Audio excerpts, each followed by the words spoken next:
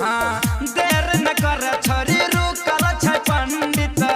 एले पकर झोरा चल हे रो जल्दी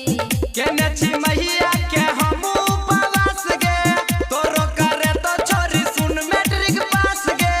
भोरे से हमरा बाजार घुमबै छी 5 मिनट आर रुकना माला चुंदरी के नाई छी 5 मिनट आर रुकना माला चुंदरी के नाई छी 5 मिनट आर रुकना माला चुंदरी के नाई छी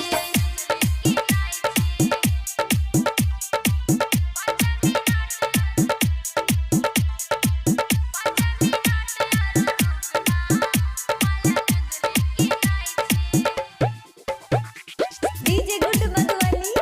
DJ good Madhubani DJ good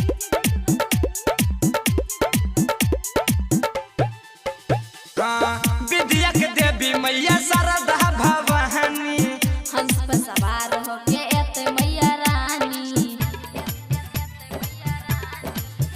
हाँ विद्या के देवी मैया शारदा भवानी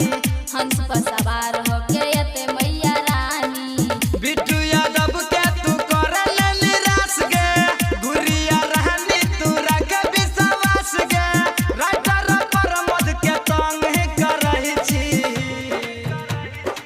5 मिनट आर रुकना माला चुंदरी के नाई छी